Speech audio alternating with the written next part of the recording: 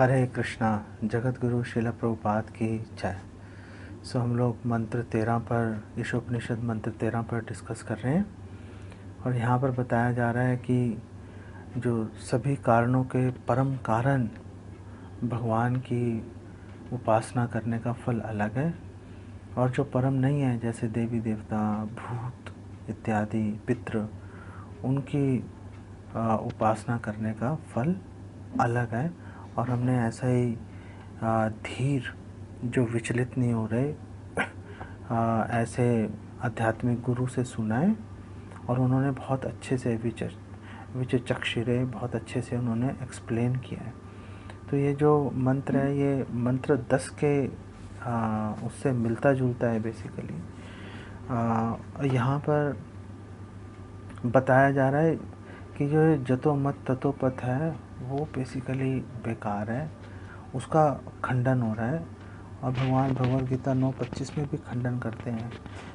यान्ति देवव्रता देवान पितरन यान्ति पितृव्रता भूतानि यान्ति भूतेज्य यान्ति मदयाजनोपि माम, कि सबकी जो देवी देवताओं की उपासना करते हैं वो देवी देवताओं के लोग जाएंगे, जो पितरों की उपासना करते हैं पितृ लोग जाएंगे, भूतों की उपासना करने वाले भूतों के पास जाएंगे, मेरी उपासना करने वाले मेरे पास आएंगे। तो सभी रास्ते एक ही जगह जा रहे हैं। वो बात बेसिकली यहाँ पर इस मंत्र में और भगवद गीता के श्लोक में ये बात कट रही है। और श्रील प्रभुपाद बोल रहे हैं कि देखो,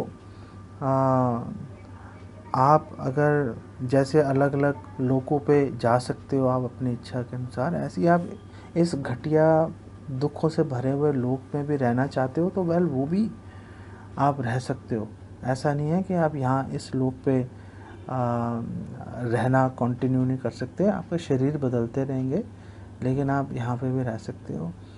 अगर आपने कलकत्ता की टिकट खरीदी है तो कलकत्ता ही जाओगे, बॉम्बे थोड़ा ना चले जाओगे। और अगर आपने बॉम्बे की टिकट खरीदी है तो दिल्ली नहीं आओगे, बॉम्बे जाओगे। कई बार ऐसे हो सकता है। अब जैसे पीछे हुआ कि बॉम्बे से ट्रेन चली थी बिहार के लिए, उड़ीसा पहुंच गई, तो अब वो गलत डेस्टिनेशन पे पहुंच गई। तो ऐसा नहीं है कि जो लोग उड़ीसा पहुंच गए वो ज़ोर ज़ोर से खुशी से चिल्ला रहे हैं, वो देखो हम उड़ीसा आ गए, कमाल हो गया। वो सारे परेशान थे क्योंकि सब बिहार जाना चाहते थे, उनका घर बिहार में है। इसी तरह से अगर हम भगवत धाम जाना चाहते हैं तो हमें उस फ्लाइट की, उस ट्रेन की हमें टिकट बुक करानी पड़ेगी जो वहाँ लेके जाए।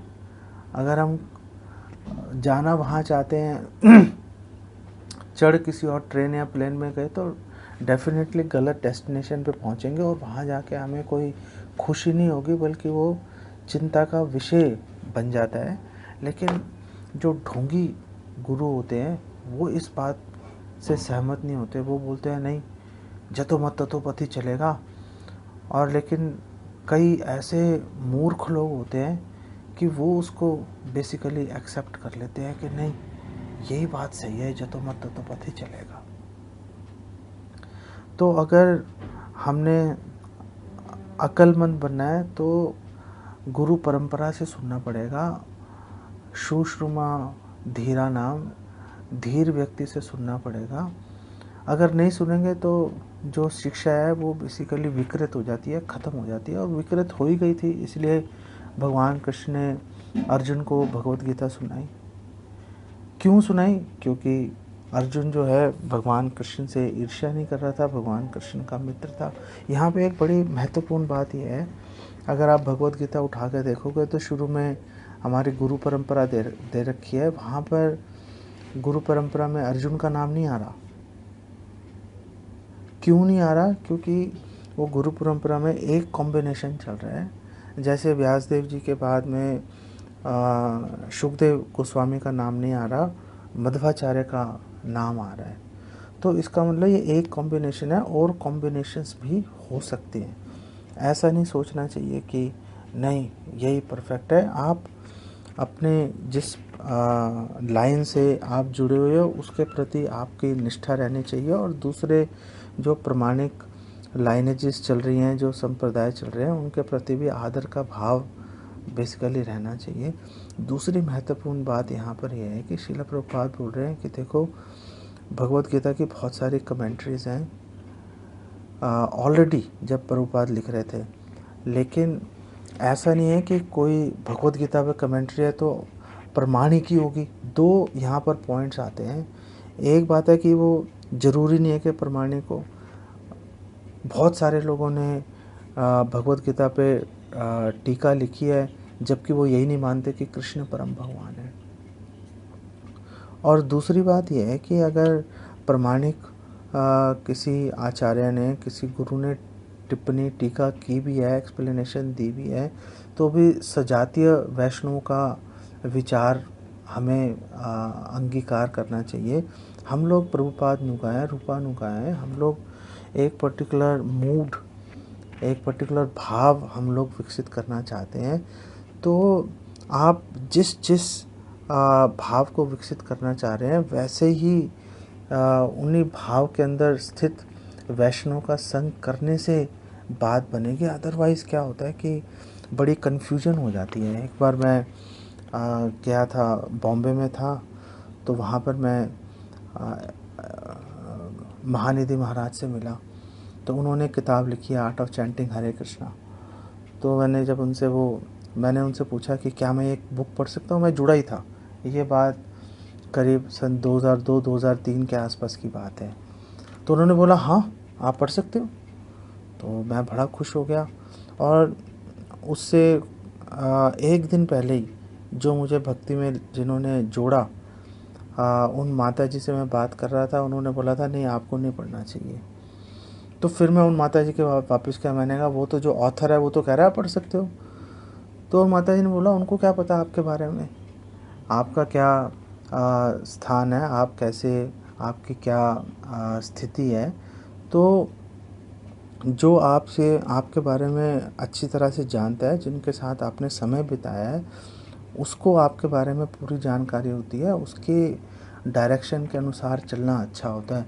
कोई बहुत बड़ा सन्यासी, बहुत बड़ा भक्त भी होगा, अगर आपको अच्छी तरह से नहीं जानता, वो आपको वो प्रॉपर गाइडेंस नहीं दे पाएगा। ये बात बहुत महत्वपूर्ण है। मैं इसलिए बता रहा हूँ, ये लंबा भी हो जाएगा लेक्चर फिर भी, क्योंकि ये बहुत इम्पोर्टेंट बातें हैं जो आप अपने जीवन में आप इसको उतारना चाहिए आपको। दूसरी बात यहाँ पर महत्वपूर्ण बात यह है कि श्रील प्रभुपाद कह रहे हैं देखो, जो देवी देवताओं हैं उनकी पूजा से टेम्परेरी बेनिफिट्स मिलेंगे, अभी मिलेगा, ख़त्म हो जाएगा बेनिफिट। इसीलिए भगवान कृष्ण कह रहे हैं सर्वधर्मान परित्यज्य मामेकम शरणम व्रज, मेरे पास आ जाओ। लेकिन जिन लोगों के पाप अभी पूरी तरह से नष्ट नहीं हुए हैं, वो लोग इसको सुन भी लेंगे बात को, फिर भी भगवान के शरण नहीं लेते वो, और वो जतो मत ततो पथ पे ही विश्वास करके चलते हैं। पूरा लॉजिक, दुनिया भर के कोई भी लॉजिक दे दो, वो लॉजिक सब उनको हटाकर बिल्कुल जतो मत ततो पथ पे ही फॉलो करते रहेंगे। तो ये परम कारणों के कारण कौन है, कैसे कैसे कैसे पता चलेगा। तो भगवत गीता 10:8 में भगवान कृष्ण ये क्लैरिफिकेशन, ये विवरण दे रहे हैं। अहम सर्वस्य प्रभो मत्तः सर्वम प्रवर्तते इति मत्वा भजन्ते माम बुधा भाव समन्विता। भगवान खुद ही कह रहे हैं कि देखो भाई, मैं सारे आध्यात्मिक और भौतिक जगत का मैं ही स्रोत हूँ। ब्रह्मा जी ने भी ब्रह्म संहिता में बिल्कुल इन्वोकेशन के अंदर उसकी जो मंगलाचरण समझ लो, उसी के अंदर ब्रह्मा जी कह रहे हैं कि ईश्वरा परमा कृष्ण सच्चिदानंद विग्रह अनादिरादिर गोविंदा सर्व कारण कारणम। सर्व कारणों के कारण है भगवान कृष्ण। और प्रभुपाद ने यहाँ पर अनेक एविडेंसेस, प्रमाण भी दिए हैं इस बात को प्रूव करने के लिए, वेदों से एक्सेट्रा। और प्रभुपाद बोल रहे हैं देखो, जो इन प्रमाणों को एक्सेप्ट कर लेगा, स्वीकार कर लेगा, वो बुद्ध है, वो भगवान कृष्ण की केवला भक्ति में जुड़ेगा। उसी प्रकार है जैसे आपने पेड़ की जड़ में पानी डाल दिया। और जिन्होंने इन एविडेंसेस को, इन प्रमाणों को जिन्होंने स्वीकार नहीं किया वो मूढ़ है, बेवकूफ़ हैं। और वो लोग क्या कर रहे हैं, वो लोग जो पेड़ है उसकी पत्तियों, फूल फल को इत्यादि को पानी देना उन्होंने शुरू कर दिया। तो अगर कोई मूर्ख है तो मूर्ख ही है, कोई समझदार है तो समझदार है, ऐसा नहीं है, मूर्ख भी समझदार बन सकता है।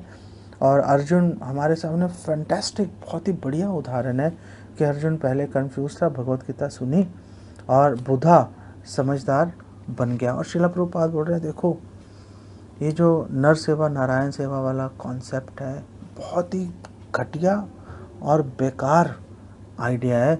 और श्रील प्रभुपाद यहाँ पे बिल्कुल क्लियरली बोल रहे हैं कि अगर कोई व्यक्ति मानव समाज की, मनुष्यों की हेल्प करना चाहेगा, उनको उनका इलाज करके, सामाजिक रूप से उनकी हेल्प करके, उनको भौतिक शिक्षाएं देकर, और साथ में वो जो है कसाई घर भी चलाएगा, तो ये कोई, इसको आप सर्विस नहीं कह सकते। ये नहीं आप कह सकते कि ये देखो ये तो आत्मा के स्तर पे काम कर रहा है, बिल्कुल बकवास बात है। और श्रील प्रभुपाद बोल रहे हैं जब भगवान कृष्ण ही आ गए, अवतरित हो गए यहाँ पर लोगों को जन्म मृत्यु से बाहर निकालने के लिए, आकर्षित करने के लिए भगवत धाम की ओर, तो फिर हमारा क्या कर्तव्य है? हमारा कर्तव्य ये है कि जो भगवान का मिशन है उसके अंदर हम सहयोग करें और हम लोगों को भगवान कृष्ण के प्रति पूर्ण शरणागति सिखाएं। ऐसा नहीं है उनको बोले कि जी मेरी उपासना करो। कई गुरु ऐसे भी हैं ढोंगी जो बोलते हैं कि देखो गुरु की उपासना करने से ही सारी सिद्धि मिलेगी, मैं गुरु हूँ, मेरी उपासना शुरू कर दो। ये बात प्रभुपाद यहाँ पर बेसिकली काट रहे हैं। और प्रभुपाद बोल रहे हैं देखो, जो वेद उपनिषद हैं ये लोग ये जो जितने भी ग्रंथ हैं ये भगवान कृष्ण की भक्ति के बारे में तो बोल रहे हैं, लेकिन इनडायरेक्टली बोल रहे हैं, अप्रत्यक्ष भाव से बोल रहे हैं। इसलिए नारद जी, नारद भक्ति सूत्र में बोल रहे हैं कि वेदों का त्याग कर दो, वेदों का त्याग कर दोगे तो भगवान कृष्ण की शुद्ध भक्ति आप प्राप्त कर पाओगे। और प्रभुपाद भी यहाँ पर बोल रहे हैं कि इसका मतलब ये है कि आप वो ग्रंथ पढ़ो जहाँ पे भगवान कृष्ण के बारे में डायरेक्टली, साक्षात प्रत्यक्ष रूप से बता रखा है, जैसे भगवत गीता, भागवतम। अगर वो पढ़ेंगे तो प्रभुपाद श्लोक कोट कर रहे हैं भागवतम का कि इनका नियमित पाठ करने से सारे अनर्थ कट जाएंगे। तो कौन से अनर्थ हैं? प्रभुपाद बोल रहे हैं देखो, दो तरह के अनर्थ हैं। एक अनर्थ है रजोगुण तमोगुण का, कि हम लोग निम्न गुणों के अंदर स्थित हैं, हम पाठ करेंगे सतोगुण की तरफ हम लोग बढ़ जाएंगे और फिर सतोगुण से आप और भी आगे शुद्ध सत्व की ओर जा सकते हो। और दूसरा जो अनर्थ है कि निम्न जाति के अंदर हम लोग जो निम्न जाति से जनित जो अनर्थ आ रहे हैं वो अनर्थों को भी क्रॉस कर जाएंगे। ऐसा नहीं है कि हम लोग निम्न जाति में जन्म लिया, कलो शूद्र संभव है, ऐसे तो सारे शूद्र हैं। तो ये सारे अनर्थों को पार करके प्रभुपाद बोल रहे हैं कि आप ब्राह्मणोचित गुण जो है, जो ब्राह्मणिकल क्वालिफिकेशंस है, वो आप प्राप्त कर पाओगे। वो प्राप्त कर ली, उसके सहारे आप भगवान का साक्षात्कार कर लोगे, अनुभव कर लोगे भगवान को, संता सदैव हृदयेषु विलोकयन्ति। और भगवान का साक्षात्कार कर लिया तो फिर आप लिबरेटेड बन जाओगे, आप मुक्त अवस्था में आ जाओगे, बाहर निकल जाओगे इस भौतिक जगत से। इसका क्या मतलब है कि हमारा भविष्य हमारे हाथ में ही है, जैसा हम बोएंगे हम वैसा ही काटेंगे। हमारे हाथ में है कि हम कहाँ के टिकट खरीदना चाहते हैं। और प्लीज़ आप जहाँ के टिकट खरीदो वहीं पे जाओगे। इस भुलावे में किसी भी व्यक्ति को नहीं रहना चाहिए कि मैं टिकट तो देवी देवताओं की उपासना की खरीद रहा हूँ और लेकिन मैं पहुँच जाऊँगा वैकुंठ धाम। ऐसा बिल्कुल नहीं होगा। आपको वहीं जाना पड़ेगा जहाँ जाने के लिए आप परिश्रम कर रहे हो। जगत गुरु श्रील प्रभुपाद की जय। हरे कृष्णा।